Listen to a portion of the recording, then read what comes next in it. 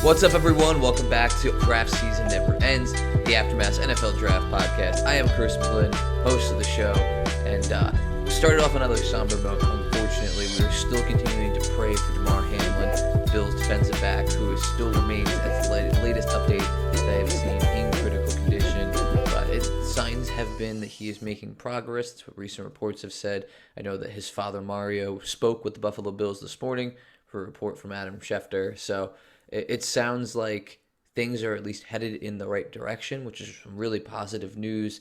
Unfortunately, he's not out of the woods yet, and really hoping just for a speedy recovery for him. It's been obviously a really tough week for the NFL community and for, I think, the football community as a whole, shaking people to their core. I think whether they play the sport, cover it, whatever it might be.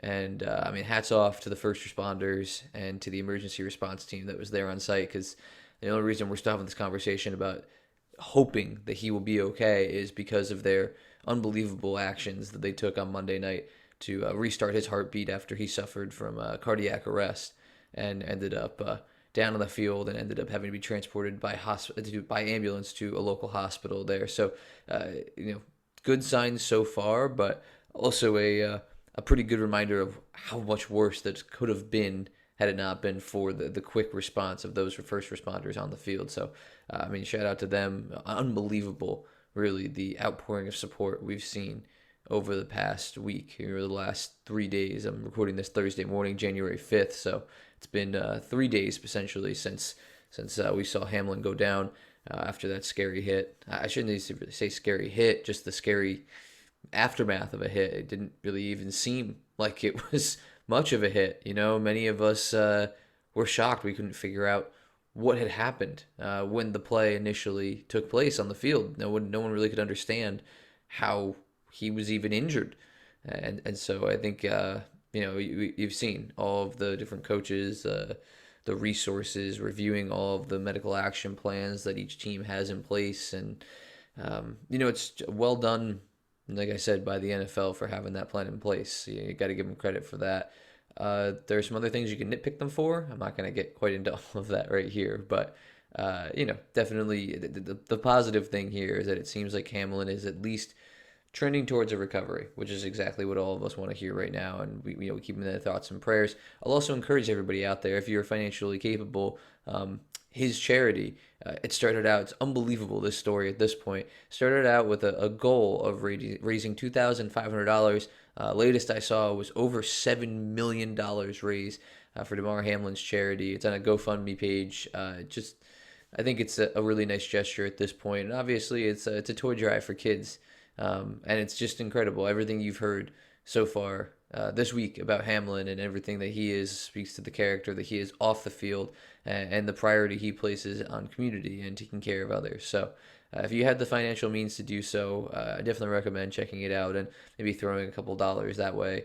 I think it's an amazing cause, and really, really nice sign and show of support when it feels like there's really not much to do right now other than pray and wait and hope. There is something that we can all do just to kind of at least feel like we're taking some steps in the right direction and helping a great cause in the process. So, like I said, thoughts and prayers continue to go out to him and his family, really hoping that we hear some even more positive news in the very near future. I'm hoping that by the end of the week, maybe even over the weekend, we'll get a really positive update. And as of right now, we're waiting on the football side of things to see what happens. We don't really know what the status of Bills-Bengals is as I'm recording this. It's still up in the air, and so it'll be interesting to track what the NFL ultimately decides to do with that game, because there are some serious playoff implications. Obviously, all of that falls secondary right now to everything that is going on with Damar Hamlin. So wanted to at least talk about that once again as we're continuing to monitor his situation, and I'm hoping, like I said, very soon we will get a very positive update on Hamlin. But I also wanted to look ahead. We're a couple days away from the college football playoff national championship game Monday night. I can't believe that we're talking about Georgia against TCU. Georgia going for a chance to first repeat champion in about a decade. And then TCU, a team that nobody saw coming. Just an incredible story. Max Duggan, a Heisman runner-up, and just the incredible underdog story of TCU. Sonny Dykes in his first year with the program, and just truly mind-boggling that we have the Horned Frogs in this national championship game. So we're going to talk about some draft prospects on each side that we should be keeping an eye on in this one, because there are plenty. There are actually quite a few for both sides, and on both sides of the ball as well.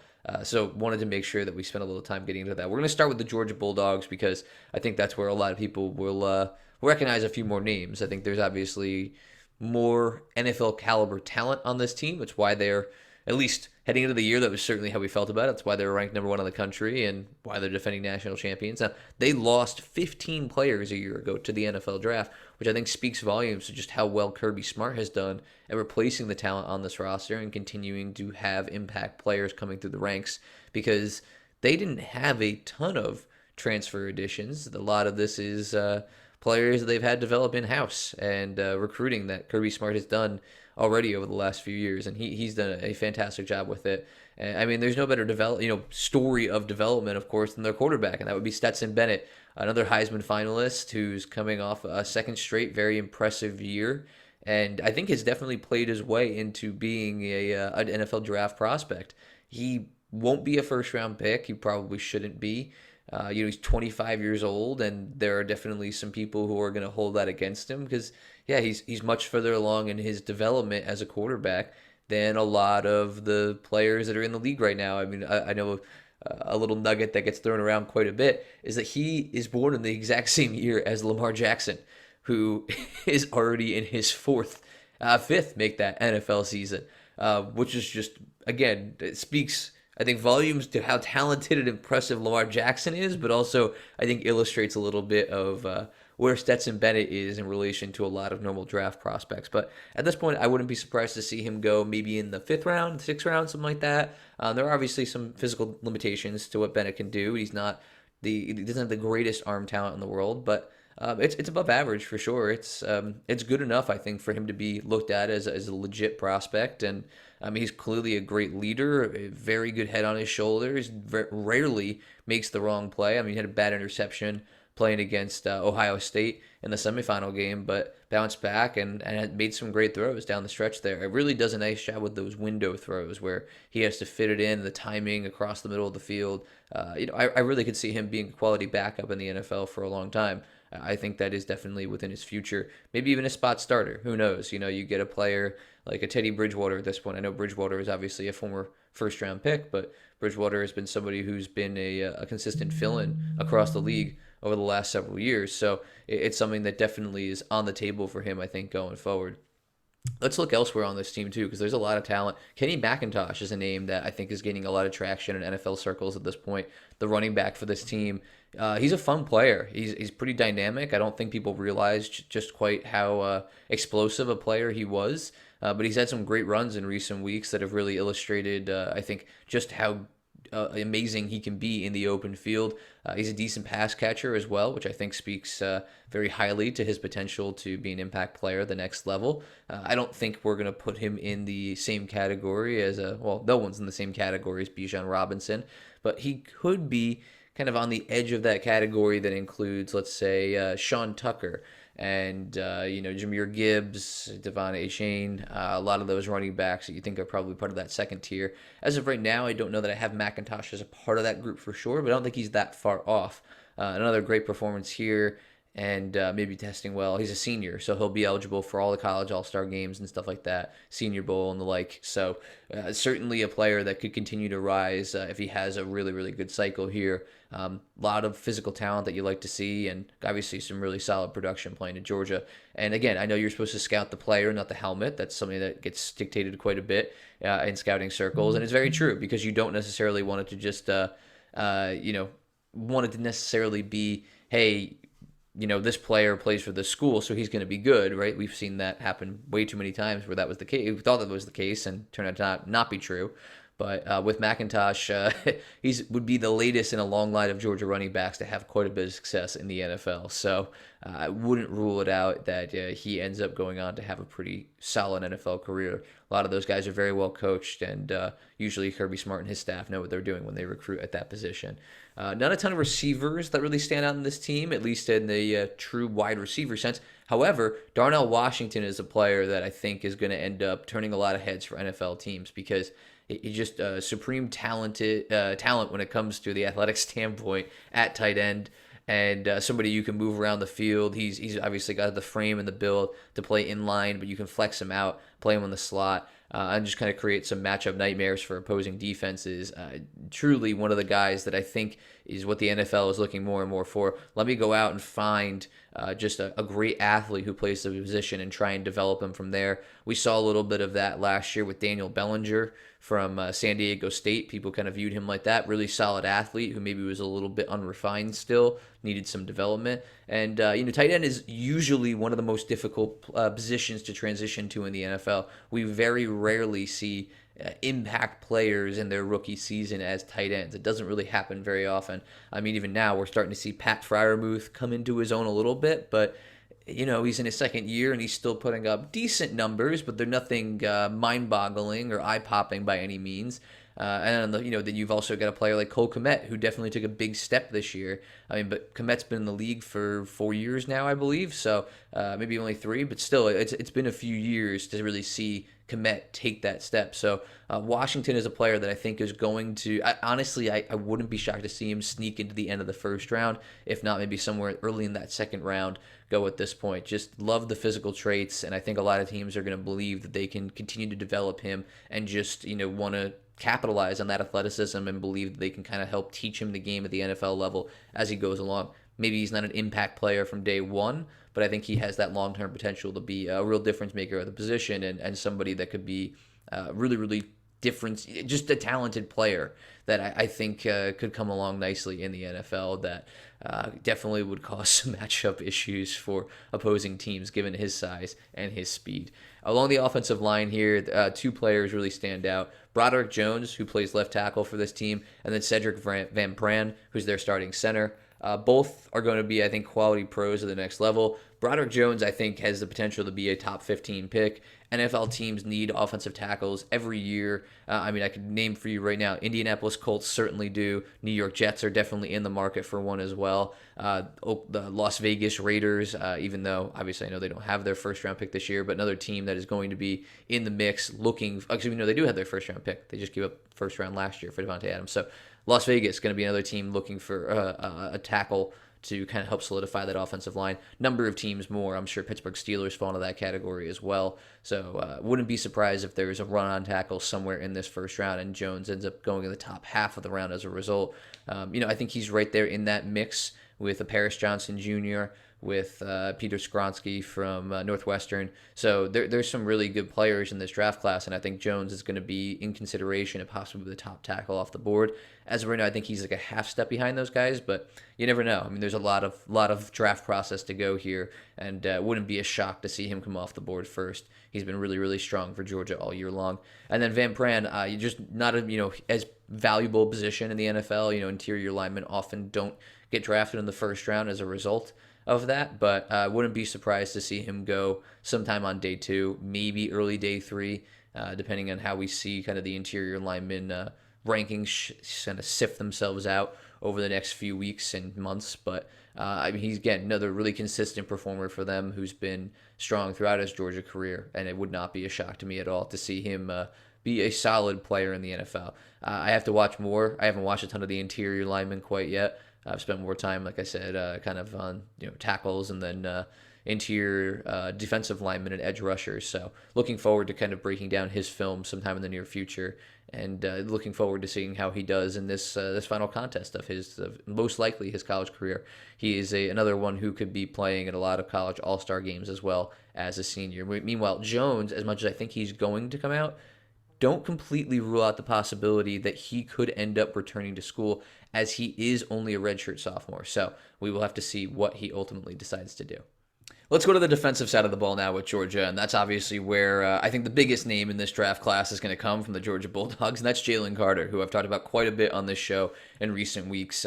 He's my number 1 prospect at this point. Obviously didn't have the best college football playoff semifinal, disappeared a little bit, didn't have a great game. I'll be looking for him to go up big time here. You need to see him step up on this big stage, because that's been one of the biggest knocks, I think, on Carter, is the fact that he is guilty of disappearing at times. And so now this is the national stage, right? All eyes are going to be on him and that Georgia defense, see what they can do to slow down that high-powered TCU offense. So Carter's going to need to step up in this one, and I obviously think he's capable of it. We've seen him do it more often than not, really. I mean, dominated Tennessee in a big game earlier this year. So, I mean, it's definitely not impossible for him, too, but I think this is a stage where a lot of scouts and a lot of fans are going to be looking to see, hey, this guy needs to do it here, right? All eyes will be on him. So that's obviously the biggest name on this defense. Elsewhere, though, they have some additional talent. I mean, you can't rule out Kelee Ringo, who I also had a tough time praising on Tuesday's episode here because he really didn't play very well in the semifinal. He got bullied a little bit. Playing against Ohio State, it really showed, I think, what a lot of scouts were concerned with in terms of his inability to continue to cover downfield. His coverage skills are definitely still a work in progress. He's a great physical athlete with tons of upside. So, there's definitely room for improvement. A lot of, I think, traits that I think scouts are going to be really high on when they watch his film and say, okay, how can we develop this guy? And is there an NFL future for him? And obviously the answer is still yes. But I think the expectation for him changes quite a bit here because I don't think we're going to view him now as a day one starter. I think that ship might have sailed. We'll see what ends up happening, right? He goes up against Quentin Johnson and a really talented TCU offense. Again, like I said, for the same thing with Carter, you want to see him show up in this one and see how he performs. Looking elsewhere here, Christopher Smith, who plays safety for this team. Underrated player, a player that I'm actually pretty high on. I like quite a bit. I think you could see him go potentially even the second round, maybe even higher than that. He's a senior this year, and he just has a knack for making big plays for this Georgia defense. If you recall, last year he had that pick six against Clemson, which was the only Georgia touchdown in that win to open the season, but he just seems to make plays when that Georgia defense needs it the most. He comes up with interceptions, key tackles, forced fumbles, all of that type of stuff. And I just really like the fact that he seems to rise to the occasion. And he's a pretty solid player, very fundamentally sound all the way around, and very experienced player at this point too. He's been a starter on this Georgia defense for the last few years, so I think he has a pretty bright future in the NFL. I don't know that he's going to wow anybody with all of the the physical talents that come out of the Georgia defense. I don't know that he's going to really blow anybody away with that, but I just think he's a really solid all-around player, and it would not be a surprise to see him be pretty successful at the next level. Like I said, second round definitely feels attainable for him. We'll have to see how things shake out, but I think he's a player to keep an eye on because I'm definitely a big fan of his. And then, of course, there's Robert Beal Jr., who returned to Georgia this year, who actually, after leading that team in sacks last year, that's right, this is the leading sack getter for the Georgia Bulldogs a year ago. 6.5 sacks last year, much quieter this season with just 2 sacks. And definitely I think somebody who probably is more of a day 3 pick at this point, but will likely still get drafted. I think when you're playing, and at any point, if you could say you led Georgia in sacks, usually a good thing to put on your resume. Now, he's not quite as physically gifted as, let's say, even like a Nolan Smith, who we will not see in this game because he is out injured, but I do think he still has potential to make it in the NFL. Probably, like I said, maybe a day 3 player that could contribute on special teams and some sub packages in the NFL. So we'll see. I think I could be a big game for him as well. Definitely a big stage. So if he gets a chance to go out there and make some plays, he could potentially boost his draft stock a little bit, get his name out there, maybe send some folks back to his film to see what they could find on him. So that's going to do it the Georgia side of things. Let's quickly shift to TCU here because there's a lot that really goes into the TCU side of it. Obviously, the offense is dynamic, and every conversation about the TCU offense should start with Quentin Johnson, who's just a phenomenal wide receiver, great size, unbelievable ball skills, and really great open field speed, apparently, as we saw in that semifinal game against Michigan. So I'm looking forward to seeing him match up, like I just talked about before, with Kelee Ringo. I'm hoping that'll be a matchup we get to see pretty consistently, and I think Johnson will probably win that matchup more often than not. It'll be interesting to see. I think that's going to be one of the best prospect-on-prospect matchups in this entire game. So that's one to highlight for sure and keep your eyes on. Then you got to turn to Max Duggan here because, man, he's been super, super impressive this year. Guy that didn't even start the season as the starting quarterback for his own team, ended up taking over the role once again due to an injury, and then went on to be the Heisman runner-up this year. Very mobile, great with his legs, and not afraid to test the waters downfield. Obviously, throwing quite a bit of deep balls to Quentin Johnson and company down downfield all season long. He does get himself into trouble a little bit as a gunslinger. He's not always the best at taking care of the ball. Had a couple interceptions playing against Michigan last week, but I think there's definitely an NFL future for him. I don't think it's going to be one that involves him as a starting quarterback, but we could see him make, the end of the roster somewhere and continue to do his development at the next level and see what he turns out to be. I think a team is going to be intrigued by his running ability and kind of see what they can do with him there. Honestly, he reminds me a little bit of Trace McSorley, the Penn State quarterback who now plays for the Arizona Cardinals. So we'll see. He's been able to find his way in the league, actually started a game earlier this year against the Tampa Bay Buccaneers. So maybe we'll see Duggan kind of in a similar role to that as a reserve on a team, kind of just waiting for his opportunity to get out there. I don't think he's going to be a long-term NFL starter, but hey, who knows? We've seen weirder things happen. So, and then Kendre Miller is another one for me that definitely stands out. He's listed as questionable due to a concussion in this game. I really hope we get a chance to see him play, especially going up against that talented Georgia defense. He is a really, really fascinating prospect. I think he's got a great blend of speed and power, and I'm excited to see him get a chance to perform on this big stage. Obviously, his health and safety has to be the primary concern here, and there's always a chance he does return to school. He is a junior, so I wouldn't rule it out. But if he does decide to declare, I think we could see him going in maybe the third round of this draft. And, pretty good running back draft. And usually if you're a running back that goes in the first 3 rounds, you have a chance to at least be starting or at least in the mix to start, maybe in one of those running back committees that we're seeing used more and more at the NFL pretty early on in your career. So I think Miller has that type of potential and could have a really strong impact in an NFL team as early as next year. And one last one I want to shout out on the offense here. The offensive line, it's pretty veteran heavy. There's a lot of juniors and seniors on this team. But Steve Avila is somebody that I think you need to be keeping an eye on, right? He's got a ton of experience. He actually started at center last year for them, played a little bit at right tackle and right guard previously in his career, has played left guard for most of this season. So a lot of versatility there, which I think teams are going to value really highly. Wouldn't be surprised to see him be maybe a late day 2, early day 3 pick. He's going to have a big test this weekend, right? You're going to see him go up against Nazir Stackhouse, Jalen Carter, and that really talented Georgia defensive front. So if he can perform well here, I think he's going to turn a lot of heads and really make himself some money in this game. Like I said, he is also a veteran on this team. He is a senior, so he is eligible to compete in the Senior Bowl and all those all-star games and stuff like that. Wouldn't be a surprise to see his stock rise a little bit if he has a really strong finish to his college football career.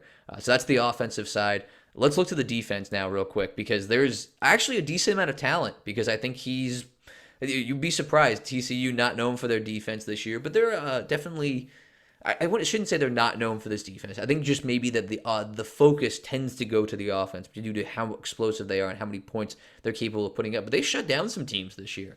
And so I think they deserve a lot of credit. Some really good linebackers on this team. You've got Johnny Hodges and you've got Jamoy Hodge. A little bit confusing, I know. Wait till I get to the safety.